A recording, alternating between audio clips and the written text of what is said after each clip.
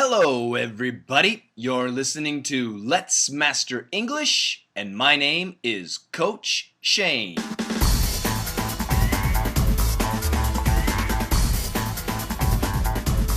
All right, it's podcast number 6. I'm very excited. Thank you so much for listening to my podcast. We got a great show today. First of all, some transcript news. Once again, thank you to Bettina from France and Jyoti, who's living in Texas, but originally from India. Those two have put together the transcript for podcast number 5. And you can find that podcast on our website, www.letsmasterenglish.com. So go there and check it out. There might be some mistakes. If you find something, leave a comment.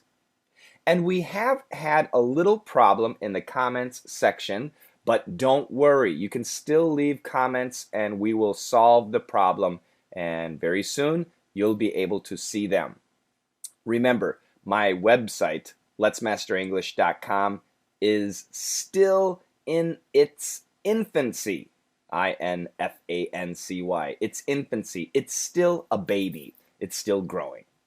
Okay, let me remind you, iTunes. You can get our podcast at iTunes, and in the future, we're going to make apps. So if you have a Google system phone or an iPhone, you can use an app and download it. So get that. And of course, you can also download the podcast on our website, www.letsmasterenglish.com. And I've discovered there are many comments from people. Many people have given me ratings, but I need to change the country on the iTunes application to find them. So today, I'm going to go to Russia, and I'm going to read the comments. Thank you so much to everybody who's leaving the comments. Next week, I'll do another country. In Russia, I have 9 ratings, and they're all 5 stars. Thank you! And we have a comment from Anonymka. You are the master. Thank you very much. From Answart. I like it so much. Thank you, Coach Shane. If you want to learn English, just listen to this. So interesting and fun. Thank you. And from Alex O. Is this my DDM, Alex? This podcast is really great. I've been listening the main daily English dictation series of this teacher for 1 year, and I could say that my understanding and pronunciation had improved significantly during this time. Every English language student must listen. Thank you, Alex. And then we have, this one is written in Russian. The ID is FGDGFF. Let me try my Russian. Спасибо. Перестройка, да. Водка, да. Воню, нет. Я тебя люблю. До свидания, американский. I have no idea what that said, but thank you very much. I really appreciate it. Then we have Steel Sochi. This is Max. It's Max, right, Max? I give 5 stars. Thank you. Keep going. Thank you. I really appreciate that, Max. And we have Anton Zagorodnikov. Anton Zagorodnikov. Hello, Coach Shane. Thank you very much for such an unbelievable way of training that sucked me in completely. This is the most effective and exciting English lessons I've ever seen. Good luck, Anton. Thank you so much, Anton. And one more from Olga Montenegro. Thank you. It's incredibly practical. Well, Olga probably has a different voice than that. But thank you guys so much for those ratings. This really helps, and it helps spread our podcast. And what can I say? Thank you so much. Once again, next week, I'll introduce some different countries, a country or some different countries. And now it's time for the statistics of our podcast. Number one, continuously Russia, almost 2,700 downloads. Number two, Kazakhstan. They jumped from 13th place to 2nd place. Congratulations, Kazakhstan. Thank you so much. Number 3, Italy. Number 4, Japan. Number 5, China. Number 6, France. Number 7, the US. Number 8, Mexico. Number 9, Brazil. And number 10, Spain. That is the top 10. So we have 3 new top 10ers. Do we have 3 new top 10ers? Yeah, we got Spain and China. China? No. Anyway, we've got a bunch of new top 10ers. Kazakhstan jumped the most. Thank you so much. The rest of the top 20, right, hanging in there right at 11th place, just like last week. Saudi Arabia, 12th, Korea, 13th, Germany, climbing. 14th, Ukraine, 15th, Vietnam, 16th, Canada, 17th, Malaysia, climbing. 18th, Thailand, 19th, UK, and 20th, Singapore. So tell your friends, get into the top 20, and once again, leave some comments on iTunes. Give me a rating. 5 stars is always very nice. And I will read your comments and introduce your country. Thank you so much. Okay, we also had Did You Really Understand last week? I don't know if people like it, so I'm not going to do it this week, but I have to give you the answers. So, did you really understand last week? Question number 1. What is a swine? The answer, a pig. Question number 2. True or false? A horse is a man's best friend. False. A dog is a man's best friend. Number 3. Which finger had the problem? The index finger, or the pointer, the finger between the thumb and the middle finger. Number 4, what did the horse do? The answer was C, bit off a man's finger. The horse bit off a man's finger. And number 5, did the skin grow back? Yes, the skin, or the soft tissue, the bone, and the nail all grew back. Those are the answers. If you like this corner, please leave a comment and I'll bring it back. But for once again, podcast number 6, we do not have Did You Really Understand? I did get some negative feedback about the theme music. I tried my best. Okay, that's it for the intro. Let's get into the news.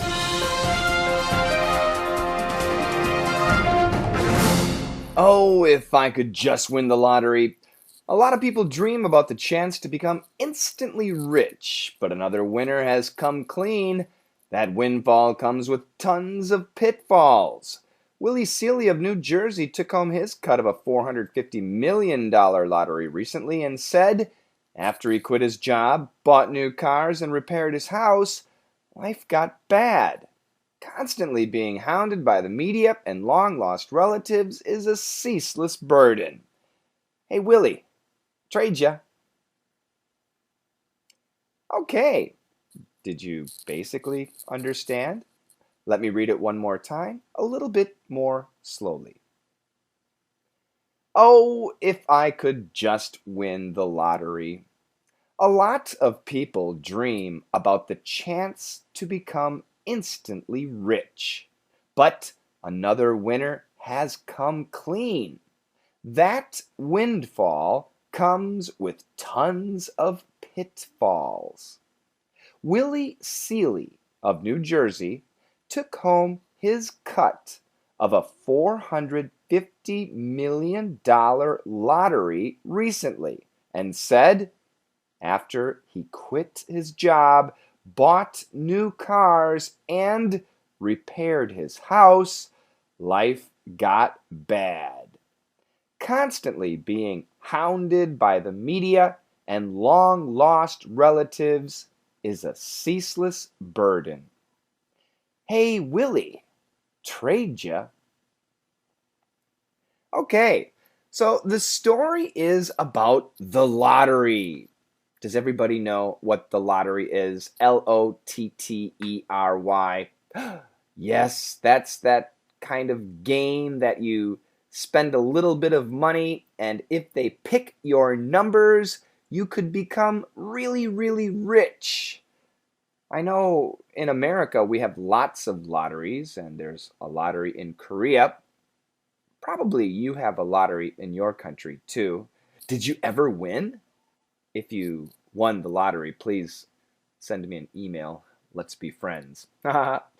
Okay, but winning the lottery sounds wonderful, but I guess life is not that easy. Okay, let's go to the first sentence. Oh, if I could just win the lottery. Oh, I wish I could win the lottery. We have to say could, could, because it's something that hasn't happened. If I could, if I can, actually, many Americans do say if I can, but it tends to be wrong. Grammatically, if I could would be the conditional. If I could just only win the lottery, I wish I could win the lottery.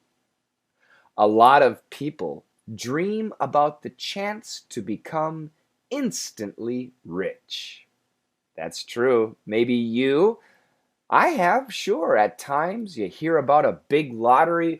Boy, if I could win that lottery, I would be instantly rich. Instantly. In a second. In a heartbeat. In the blink of an eye. Instantly rich. Rich, of course, means having lots of money. Well, in this case, that's what it means. A lot of people dream about the chance to become instantly rich. But another winner has come clean. Another winner, another lottery winner has come clean. So what does come clean mean? To come clean means to confess, to speak honestly. So in daily English and slang, we sometimes say, he came clean, he confessed, he has spoken honestly, he told the truth, he fessed up, Fessed, fessed up. Fessed up comes from confessed, confessed. So to come clean, Comeclean, 2 words, he came clean, I want to come clean. I'm going to come clean tomorrow. I'm going to tell the truth tomorrow. But another winner has come clean. So there's a lottery winner and he has come clean. He's telling the truth about this dream that everybody has to become instantly rich. That windfall comes with tons of pitfalls. Oh, we got 2 good words here. Windfall, Windfall. A windfall is a huge one-time benefit, usually money. A windfall, a jackpot. That's the idea. So if you win the lottery, that is a windfall. That windfall, winning the lottery, comes with tons of pitfalls. Tons of, lots of, many, many, many, many, many. Pitfalls. Pitfalls. So we had windfall, which is 1 word, and now we have pitfall. Plural form, pitfalls. Pitfalls means problems. Oh, interesting. So windfall means a huge one-time benefit, and a pitfall is a problem. So that windfall comes with tons of pitfalls. Willie Seeley of New Jersey took home his cut of a $450 million lottery recently. Okay, so in America, we have 50 states, and one of those states is New Jersey. It's right next to New York in the northeastern part of the United States. And there's a man from New Jersey. His name is Willie Seeley. So this is a proper noun, of course. Willie, that would be the cute version of William, Willie. And Seeley is his family name, or his last name, Seeley. Now remember, proper nouns, we need to use big letters or capital letters. So that's a big letter W, Illie, big letter Seeley of New Jersey, and of course New Jersey, N and J are also capitalized. So Willie Seeley of New Jersey took home, he won, he brought home his cut, C-U-T, his share, his portion of, okay, so he got a portion, not everything, just a portion of what? A $450 million lottery. That's a huge amount of money recently. So he took that money home recently, his cut, his share, and said, what did Willie say? After he quit his job, bought new cars, and repaired his house, life got bad. Well, that's easy. So he won all that money, lots of money. So he quit his job. Yeah, I think lots of people would quit their job. He bought new cars. Yes, I understand that. Buying a new car would be good. And repaired his house. He fixed his house. So I guess his house had some problems, so he fixed his house. But after that, after those three things, life got bad. Life was not easy. Life was not fun. Why? Let's look at the next sentence. Constantly being hounded by the media and long-lost relatives is a ceaseless burden. Constantly, continuously, ceaselessly, without end, constantly being hounded by the media. So the media, well, newspapers, TV stations, TV production companies, news channels, reporters, the media, hounded by the media. To be hounded by someone is a great expression. It means to be harassed by someone, to be pestered by someone, to be bothered by someone. Someone is bothering you constantly. Who's bothering Willie Seeley? The media. And not only the media, but also long-lost relatives. Long lost, Long-Lost, relatives. Aunts, uncles, cousins, grandmas and grandpas. Long-lost relatives. What does long-lost mean? Well, long-lost relatives means relatives that you haven't heard from in a long time. It can also mean distant relatives. And a distant relative is you're related to the person, you have a relationship, but it's not very close. So like a third cousin, or maybe the son of your mother's sister's daughter's husband's brother-in-law. Ooh, that's really complicated. But that would be a long-lost relative. Somebody you haven't heard from in a long time, maybe even somebody you never knew existed. But, yep, if you look at the family chart, they are a relative. So long-lost relatives and the media are constantly bothering Willie. It's a ceaseless burden. Ceaseless, unending, non-stop, continuous. It's a burden, a pain, a problem.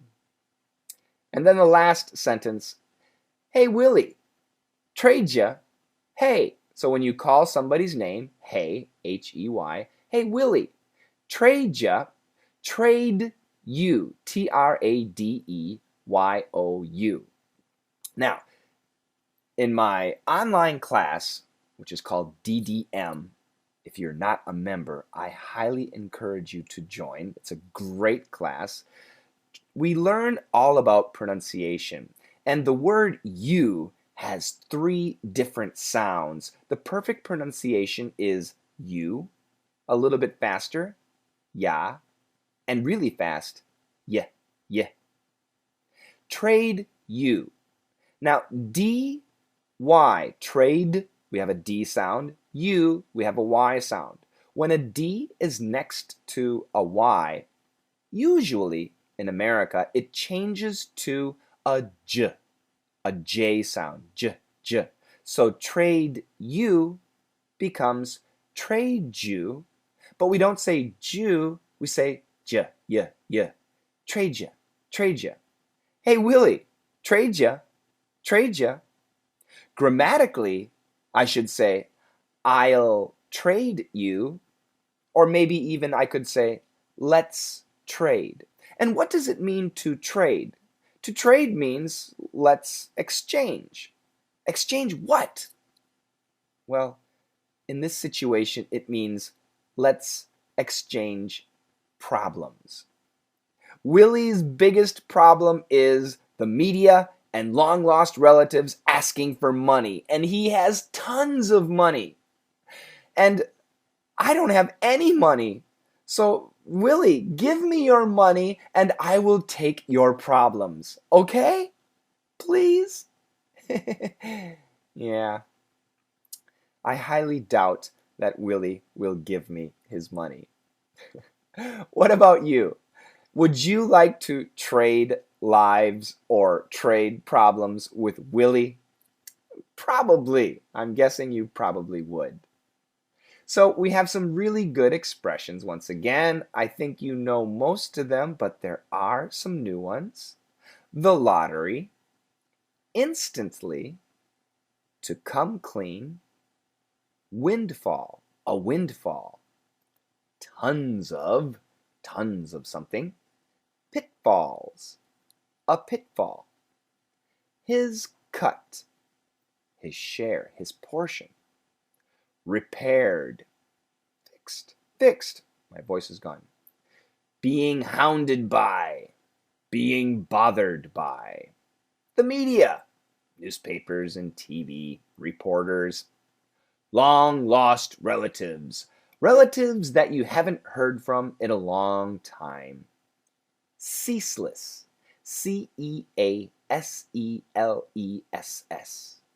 continuous, unending, non-stop, burden, burden, a problem. Trade ya. Let's trade. Let's exchange. And of course, we do need to have an object. So lots of good words. Now, I'm going to read the story 2 more times. The first time, nice and slow. The second time, normal speed. Are you ready? I'm not. Here we go. Oh, if I could just win the lottery. A lot of people dream about the chance to become instantly rich. But another winner has come clean. That windfall comes with tons of pitfalls. Willie Seeley of New Jersey took home his cut of a $450 million lottery recently and said, after he quit his job, bought new cars, and repaired his house, life got bad. Constantly being hounded by the media and long-lost relatives is a ceaseless burden. Hey, Willie, trade ya. Oh, if I could just win the lottery. A lot of people dream about the chance to become instantly rich, but another winner has come clean. That windfall comes with tons of pitfalls. Willie Seeley of New Jersey took home his cut of a $450 million lottery recently and said, after he quit his job, bought new cars, and repaired his house, life got bad. Constantly being hounded by the media and long-lost relatives is a ceaseless burden.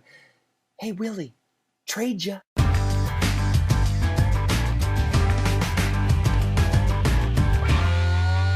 It's question and answer time. Today's first question comes from Quoc Bao Bui, and I'm guessing, it's probably a good guess that this person is from Vietnam. He's wondering how to pronounce you'd been there. You had been there. What I mean is whether the N sound and the TH sound are linked. Aha. And because it's a question, how would we raise the tone at the end of the sentence? Okay, so yes, we can use those three words as a question. Oh, you'd been there? You'd been there? Usually we'd say you've been there, but I guess in some situation you had been there is possible. Now, first of all, we stop at the D. You'd been there. And the question, is the N and the TH linked? No and yes. Now what happens, and we study this in DDM, the N cancels the TH, but in the TH place, we add an extra N sound, okay? Now, Americans automatically do this. We don't think about it. It's what happens. So the fast pronunciation is, you'd been there, you'd been there, been there, been. So you got the ben with the N, and then another N with a nair. You'd been there, you'd been there. Oh, you'd been there, you'd been there. And like you said, because it's a question, we have to raise the tone at the end of the sentence. So try and repeat after me. You'd been there? You'd been there? Oh, you'd been there? And that's it. I hope I answered your question. Our next question comes from Yezil. Hey, Coach Shane, your videos are really helpful. Thanks a lot. I have a question. I have a difficult time pronouncing some adverbs like correctly, importantly, absolutely, completely. The T sound is my problem. Do you have to pronounce the T sound clearly, or can you just silence it? Can you cancel it? Help me out. That's a great question. Now, adverbs are very important words in a sentence, and I prefer to tell my students to use the original word and the ly and make them separate. Think of them as separate. In other words, correct, stop at the T, correct, don't finish it, don't go t, but go to the T, correctly. And right at that T place, go for the L sound. Correctly, correctly, importantly, importantly. Can you hear me stop?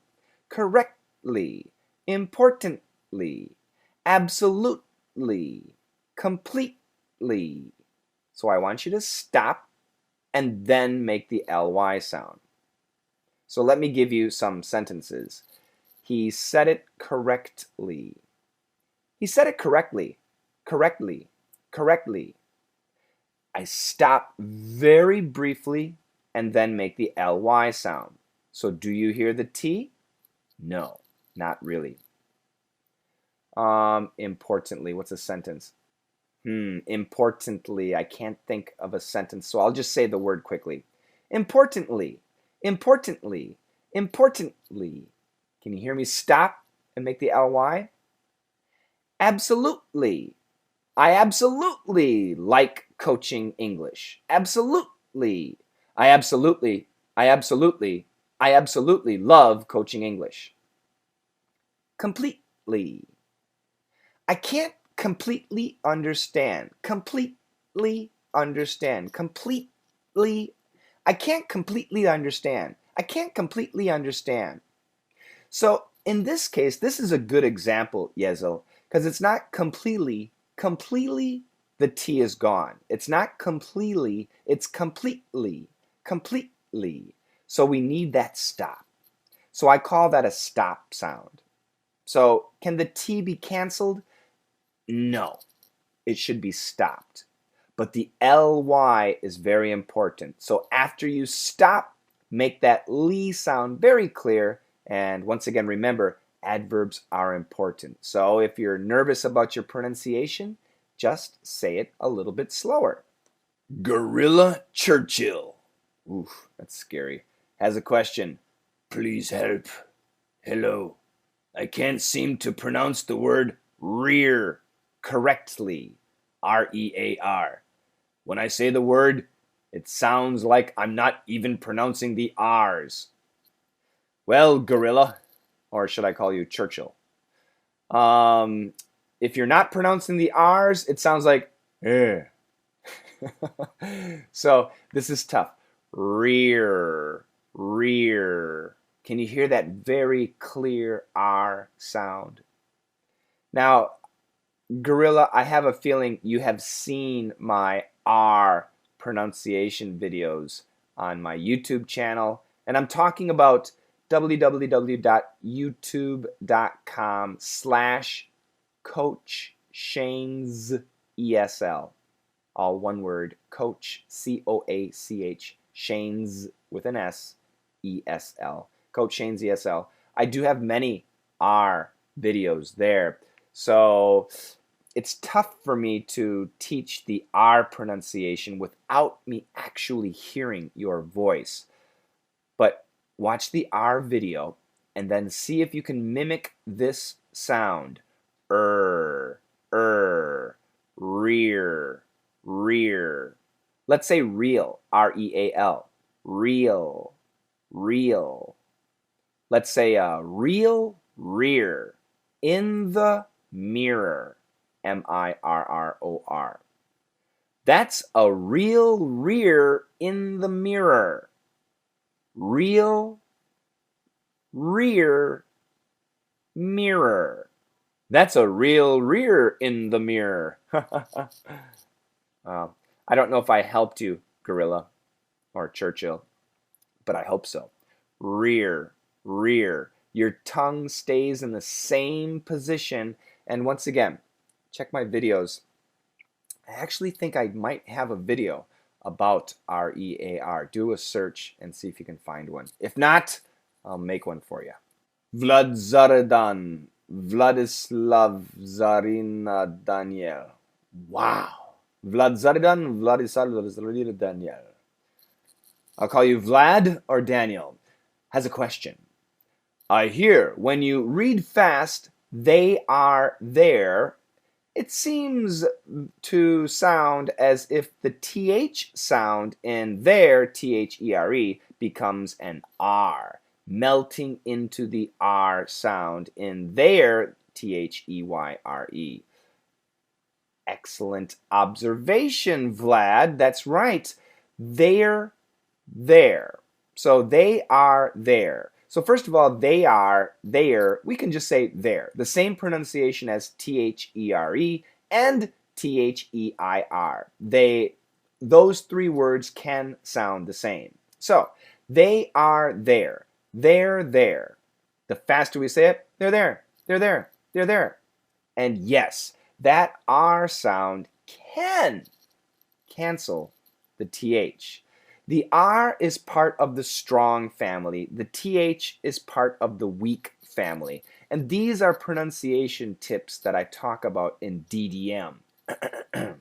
Yes, I want you to join DDM. Thank you very much. But it's a great question. And Vlad, my simple answer is yes. It's not, if you ask an American, a regular non-English teaching American, they're going to say, you're crazy. But actually, that is what happens. And there is a reason, and it's the reason that the R is a strong sound and the TH is a weak sound. So listen again. They're there. They're there. They're there. They're there. They're there. Oh, they're there. They're there already. So that second TH does get really tough to hear. Thanks. And I've got another question from Anthony Navarrete. You're pretty lucky I'm answering two of your questions here. Coach, how do you say help out with this? Do you pronounce the T in out? I can't hear the T when people say that phrase. Okay, great question. And it goes back to the first one, with the adverbs, like correctly, correctly. It's a stop sound, okay? So help out, stop it right at the T. Don't finish the T. Out. No. Just out, out. So your tongue is pressing against the alveolar ridge, that little part that sticks out in your upper roof of the mouth. So help out with this. And the THs, by the way, go together. We only keep the second TH. Help out with this. Help out with this. Hey, can you help out with this? Help out with this. Help out with this. Help out with this. I want you to help out with this. Now, actually, some Americans, if they say it super, ultra fast, the T might disappear altogether. And that reason is lazy pronunciation, or just because it's super fast. But generally, the T is going to stop. I want you to help out with this. Help out with this. Help out with this. Okay? I hope that answers your question.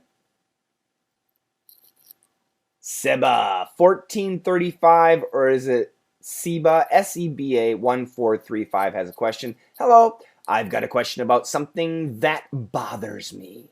It's a transcription for the word such as excuse, E-X-C-U-S-E, external, E-X-T-E-R-N-A-L, and so on. It's written the first part, and then they use the IPA symbols.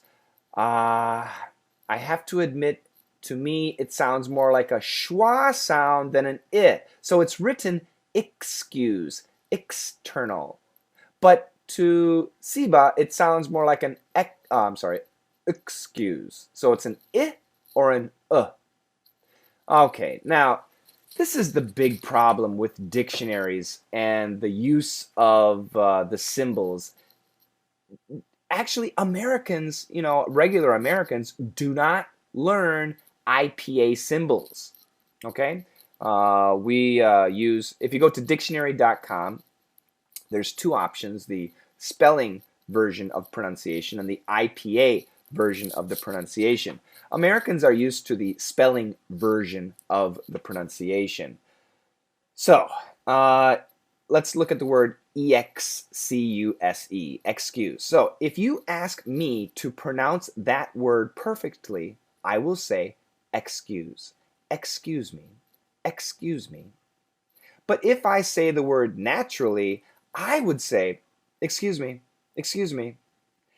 as an excuse me. Now, is the schwa sound, excuse me, excuse me. It's possible, yeah. So I'll say the schwa sound is possible, but for me, the short I sound would be more common. External, external, external, external. I might say it with a short I. External, external. I wouldn't say it with a schwa. Actually, I would probably say external, external, an sound. Okay? So, what's the answer? The answer is speak it perfectly. Excuse, external, exterior, extra. Use the perfect pronunciation. Excuse, excuse, external, extra. Most Americans, I think, and once again, depending on where you live, Northeast America, Northwest America, Southern California, Texas, Florida, Louisiana, Chicago, they can be different.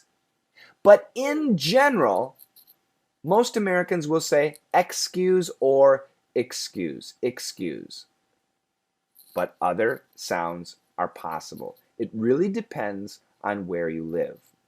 Once again, finally, my recommendation, when you're speaking, try to use the perfect pronunciation, which should be excuse, excuse me, external, extra.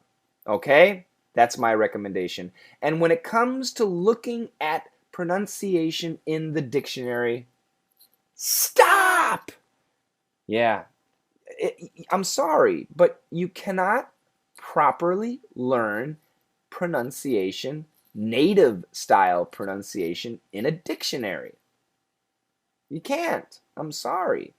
You can try and you can get some basic knowledge and a general idea, but I'm sorry. And to all the linguists out there, they're going to hate me. But I'm sorry. I just recommend nowadays with the internet, you have the online dictionaries with audio samples, and you have YouTube with so many videos where you can hear real English, and you'll hear excuse. You hear those pronunciations, not excuse. Maybe some people. And yeah, depending on where you live in America, the pronunciation does change a little bit. So I hope that helps you out. Thanks for the question. And I'm going to do one more question. Ingrid Basher. Hi, Ingrid. She's got a question. Is the expression shut up not rude? If I say, would you please shut up?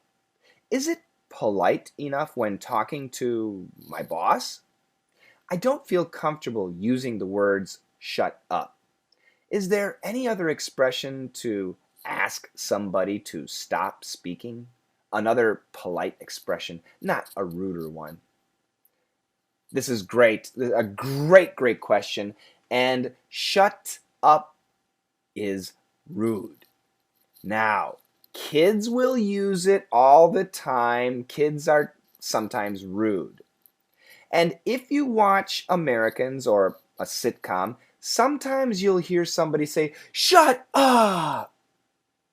But they're not telling the person to be quiet. They're actually saying, oh, I don't believe you. Really? Is that true? So, however, when you want somebody to stop talking, I really recommend you not say shut up, especially to your boss. So even if you say, would you please shut up, that's not polite. So the best way to tell somebody to shut up in a polite way would be to say, would you please be quiet? Would you please stop talking? And it might even be better to say, would you please stop talking so loudly? Would you please keep it down? Would you please stop bothering me about that?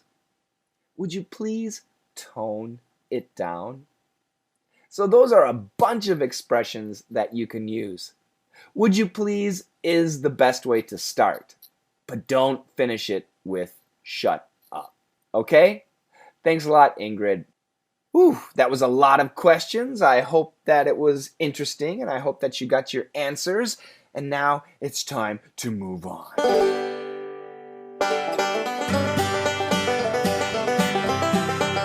How you doing, everybody? This is Country Shane, and I'm here to bring you the facts. 5 years, maybe less.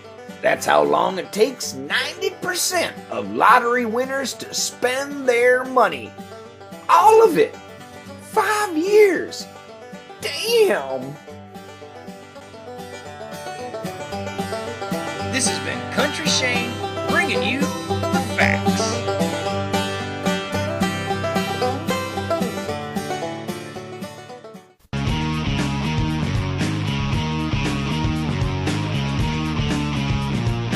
Hey there, Cliff Langston here from the YouTube channel That Was History. I stumbled across some neat facts this week, including this one. Did you know that on September 25th of 1956, the first underwater telephone service from the United States to Europe would begin construction using several cables placed beneath the Atlantic Ocean that were over 2,000 miles long? Pretty impressive, isn't it?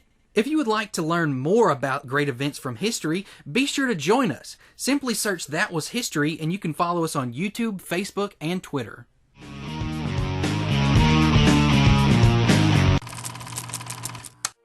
This week's studying tip for Let's Master English podcast listeners is related to last week. Last week we talked about last podcast episode, we talked about keeping a notebook to memorize vocabulary and expressions. And I think I mentioned this. The best way to learn is to teach. As soon as you learn something, teach it. So this week, I really want you guys to focus on making a blog. Go on. Everybody's online. You're all using a smartphone or a computer, so you have no excuse. Make a blog. I'm guessing every country has their own blogging system. I have a blog. I use Blogspot. That's blogspot.com. I think it's also .kr. I'm not sure. But make an online blog and do it every day, at least Monday through Friday. And all you have to do is use me. That's right. Use me. Go to my channel called www.dailyeasyenglish. Daily Easy English. And on that channel, I teach a daily expression. Sometimes it's about pronunciation, sometimes it's a vocabulary word, sometimes it's a phrase, an idiom. And what you should do is take that expression and look at the dialogue and translate it into your language. And in your blog, teach other people in your language that expression. You can use me to teach other people. And what you're doing is you're actually teaching yourself. And if you're lucky, other people will see it and they will learn from you. Now, this is really great. It's a big advantage to you because, once again, the best way to learn is to teach. So I would love it if everybody were to do that. And if you start a blog, and if you start teaching my E-cubed expressions, let me know. And I will introduce you on the podcast, and it'll be good fun. So that advice is so important. It involves writing it down again. It involves making a diary. But once again, the special angle is to teach and to share and to help other people. Make a blog. Tell me your blog address, and I will introduce you on the podcast. So that's really important, everybody. That is my advice for this week, and I think it's about over, isn't it?